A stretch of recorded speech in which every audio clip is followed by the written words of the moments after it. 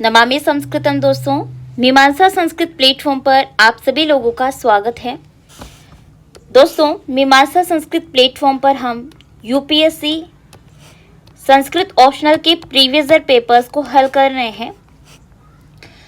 इस सीरीज के अंतर्गत दोस्तों 2017 का प्रश्न पत्र जो कि आपको स्क्रीन पर नजर आ रहा है, इस प्रश्न पत्र के अंतर्गत पूर्व में हम 6 लेक्चर्स ऑलरेडी अपलोड कर चुके हैं। यदि आपने नहीं देखे हैं तो इसका प्लेलिस्ट का लिंक आपको डिस्क्रिप्शन बॉक्स में मिल जाएगा, वहां जाकर आप उन वीडियोस को जरूर देख लीजिए।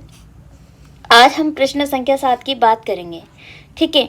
और यदि आप नए हैं मीमांसा संस्कृत एकेडमी पर, तो मैं आपकी जानकारी के लिए बता दूं कि इसके पूर्व में भी हम क्रमशः सन 2022, 21, 20, 19 तथा 18 के प्रश्न पत्रों को क्रमानुसार अपलोड कर चुके हैं हल करते हुए, ठीक है।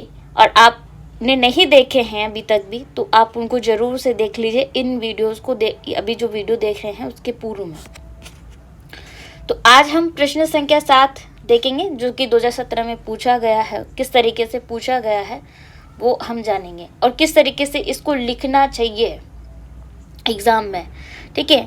और ये ऑप्शनल होता है, वैसे तो आप चाहे तो इसको अटेम्प्ट भी कर सकते हैं, आप चाहे तो स्किप भी कर सकते हैं। बट आप मेरे से पूछते हैं तो मैं आपको यही सजेस्ट करूंगी कि आपको ये प्रश्न जरूर से अटेम्प्ट करना चाहिए और तैयार भी करना चाहिए, क्योंकि इस प्रश्न के अंतर्गत जो पाठ्यक्रम यूपीएससी द्वारा निर्धारित है वो भारतीय दर्शन है। और भारतीय दर्शन आपके मोस्ट ऑफ द क्वेश्चंस इसमें से पूछे जाते हैं, न सिर्फ प्रश्न संख्या 7 के अंतर्गत, अपितु प्रश्न संख्या 6 में भी प्रश्न पूछे जाते हैं। इसके पूर्व के वीडियो में मैंने डिस्कस भी किए थे और हल भी करवाए थे आपसे, ठीक है। और प्रश्न संख्या 5 जो कि निबंध से संबंधित होता है, इसमें भी पूछे जाते हैं, ठीक है। इसके अलावा आपके पेपर 2 में भी भारतीय दर्शन से संबंधित प्रश्न पूछे जा सकते हैं, बिकॉज अभी यूपीएससी का इस प्रकार का ट्रेंड है कि ये पेपर 2 के 1 में भी पूछ लेती है, ठीक है, और पेपर 1 के पेपर 2 में भी पूछ लेती है। तो इस प्रकार से आपको ध्यान रखना है, ये आपको मिस नहीं करनी है। जो भी चीज़ मैंने आपको बताई है बात, इस पाठ्यक्रम को जरूर कवर कर लीजिए, भारतीय दर्शन वाले को, ठीक है, बहुत ज़्यादा इम्पोर्टेंट है। तो भले ही आप अटेम्प्ट नहीं कर रहे हैं, फिर भी आपको ये रेडी करना है, क्योंकि अन्य प्रश्नों में भी पूछा जा रहा है अभी। तो ये सामान्य जानकारी इस प्रश्न से संबंधित आपको बताई है। उम्मीद करती हूँ आपको समझ में भी आई होगी, और आगे से इन चीज़ों का आप ध्यान रखेंगे अपने तैयारी के दौरान। तो चलते हैं बिना किसी विलंब के। प्रश्न संख्या 1 है, मतलब 7 के अंतर्गत उप प्रश्न प्रथम है, वेदांत दर्शनानुरूपम ब्रह्म सत्यम जगन मिथ्या इति वचनम व्याख्यायिताम।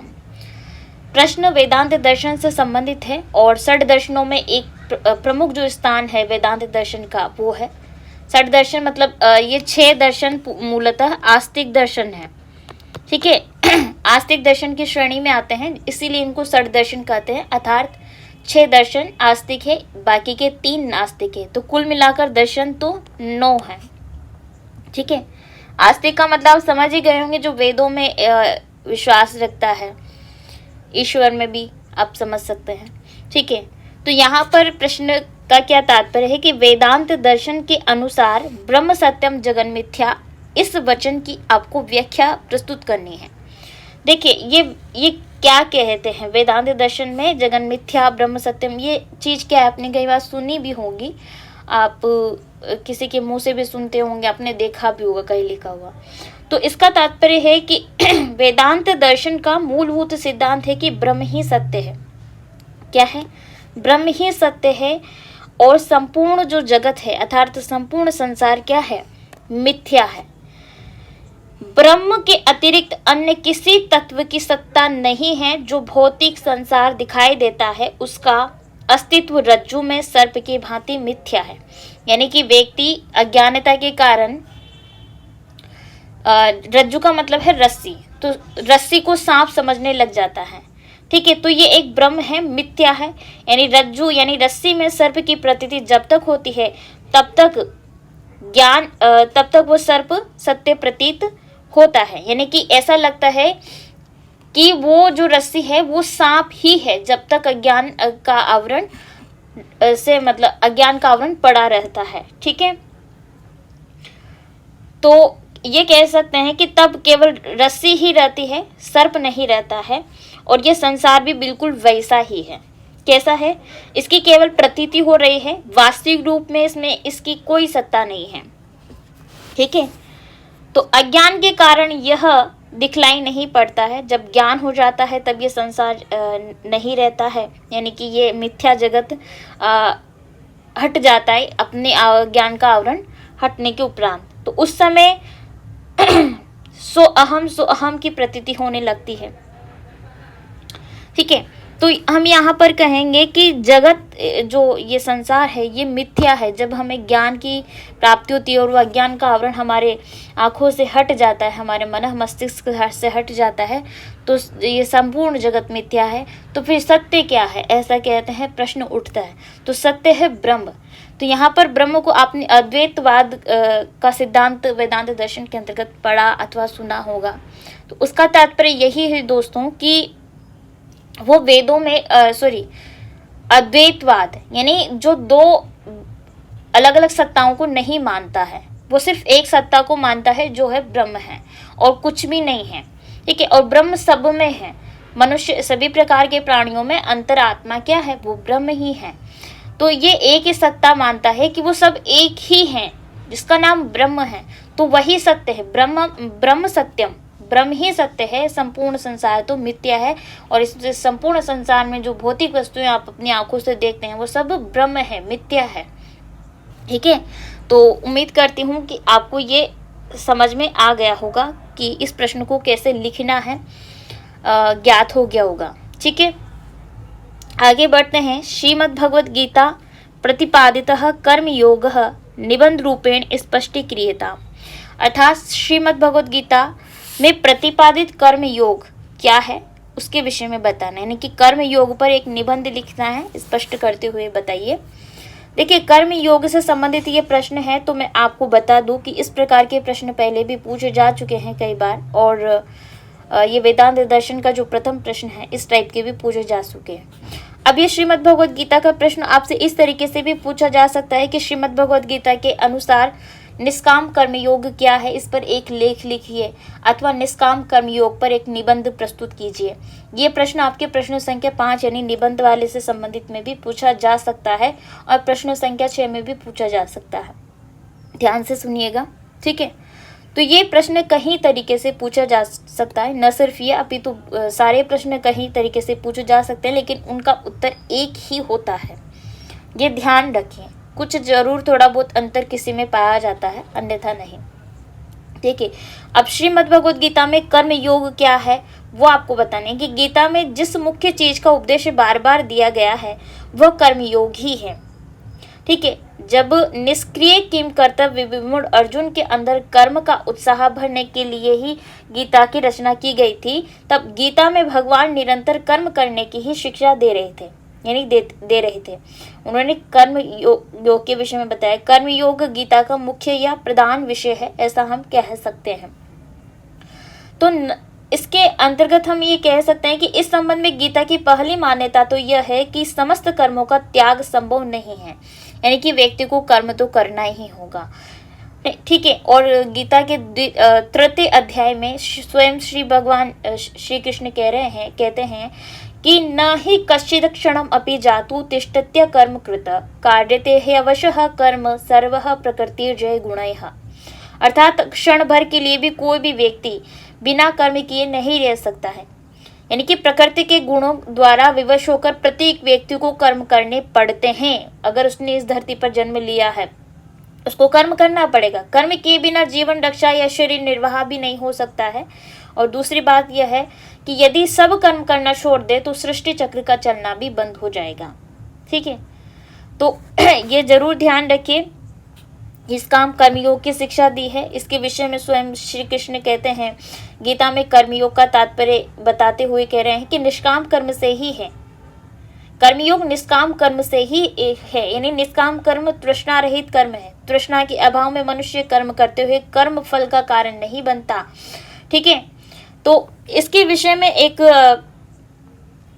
अपना जो पाठ्यक्रम है पेपर 2 का, ठीक है, प्रश्न संख्या 2 के अंतर्गत अपने ईशावास्योपनिषद आया है। ठीक है, तो ईशावास्योपनिषद में भी एक मंत्र है, उस मंत्र में यही कहा गया है कि कुर्वन्य वेह कर्माणि जीजी विशेषतम समाहा एवं त्वयि नान्यथे तो अस्ति न कर्म लिप्यते नराहा।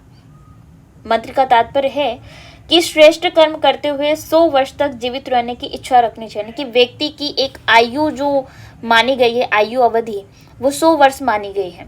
ठीक है, तो कह रहे हैं कि जब से जन्म होता है तब से व्यक्ति कर्म करता है इस संसार में आकर, और उसको 100 वर्ष तक जीने की इच्छा रखते हुए कर्म करना चाहिए।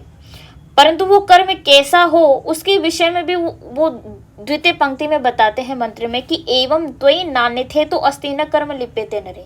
कर्म करो लेकिन कर्म में लिप्त न रहो। ठीक है, ऐसा करते रहने से मनुष्य कर्म बंधन से मुक्त हो जाता है। जब वो कर्म करता रहे, ये तो उसका अधिकार है, किंतु उस कर्म में लिप्त न रहे। और इसी बात को श्रीमद् भगवद गीता में स्वयं श्री कृष्ण इस प्रकार से प्रस्तुत करते हैं कि कर्मण्यवाधिकारस्ते मां फलेषु कदाचन मां कर्म फल हेतुर्भुर्मा ते संगोह तत्व कर्मणि। कहने का तात्पर्य यह है कि वो कह रहे हैं कि तेरा कर्म करने में ही अधिकार है, उसके फलों में कभी नहीं। इसलिए तू कर्मों के फल का हेतु न हो अर्जुन, तथा तेरी कर्म में आसक्ति भी न हो। यानी तू कर्म कर लेकिन कर्म में आसक्त मत रहे और कर्म फल का हेतु भी मत बन। ठीक है, तो अर्जुन को निमित्त बनाकर भगवान संसार को ये उपदेश दे रहे हैं कि मानव कर्म करने में ही स्वतंत्र है, फल भोगने में नहीं। मनुष्य के कौन कौन से कर्म के क्या फल हैं और वह फल उसे किस जन्म में किस प्रकार प्राप्त होगा, इसका ज्ञान मनुष्य को नहीं है। अतः फल का विधान करना विधाता के अधीन है, न कि उसके अंतर्गत आता। ठीक है, तो ये आप ध्यान रखिए कि इस प्रश्न को निष्काम कर्म योग के निष्काम कर्म क्या बताया गया है श्रीमद् भगवद गीता में। ठीक है, कर्म योग क्या है, और जैसे भक्ति योग भी, ज्ञान योग भी इत्यादि देखने को मिलता है, उसके साथ में भी मिलाकर ये प्रश्न पूछा जा सकता है कर्म योग, भक्ति योग तथा ज्ञान योग के विषय में टिप्पणी करिए। ठीक है, लिखिए गीता के अनुसार। तो ये प्रश्न विभिन्न प्रकार से आपसे पूछा जा सकता है, आपको सिर्फ ध्यान रखना है और 2-3 कोटेशंस या श्लोक्स आप ऐसे रट लीजिए, याद कर लीजिए लिख करके, जो आप उसको इस टाइप के प्रश्नों में लिख सके। जैसे कि कर्म योग पर प्रश्न पूछता है तो कर्म योग के विषय में आपको कम से कम 2 श्लोक ज्ञात होनी चाहिए या 2 मंत्र जो भी है, एक ईशा का ले लीजिए, एक गीता का ले लीजिए, उस टाइप से आप कर लीजिए। उसी प्रकार से ज्ञान योग, जैसे ईशा में भी विद्या के बारे में बताया है। ठीक है, और श्रीमद् भगवद गीता तो सामने है ही सही, भारतीय दर्शन भी है ही सही। इसके अलावा आप कर सकते हैं भक्ति योग में, भक्ति के बारे में उपनिषदों में भी कहा है और भगवत गीता में भी भक्ति का मार्ग बताया है। तो 2-3 श्लोक एटलीस्ट आप इनमें रट लीजिए। इस टाइप के प्रश्न हमेशा पूछे जाते हैं। अब इसमें किस टाइप के श्लोक आप कर सकते हैं, जैसे मैं आपको एक उदाहरण देकर बताती हूँ। एक तो श्लोक मैंने आपको बता दिया है, कर्मण्यवाधिकारस्ते, उसको आप कर लीजिए कर्म योग के विषय में।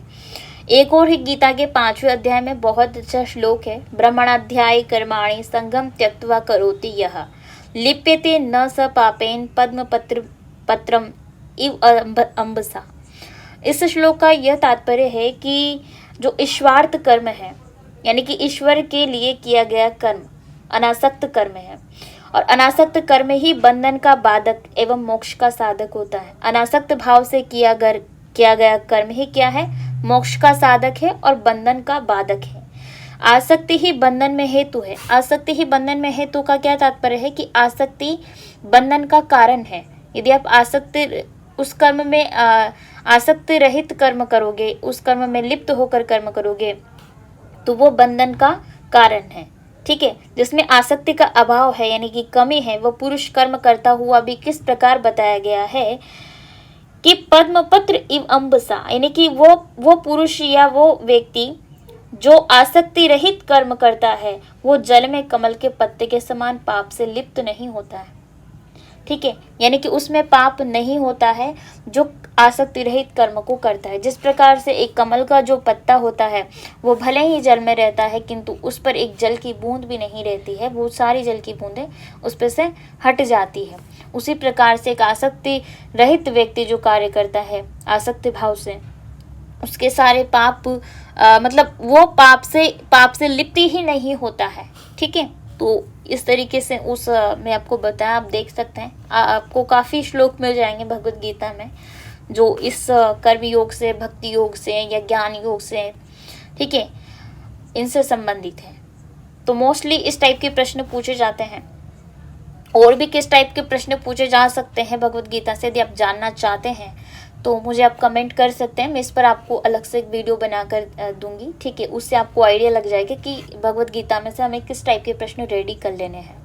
ओके, तो अब चलते हैं प्रश्न संख्या 3, जो कि प्रश्न संख्या 7 के अंतर्गत है। अंतिम प्रश्न, प्राचीन भारते सैन्य विज्ञानस्य विकासः इति अधिकृत्य एका टिप्पणी लेख्या।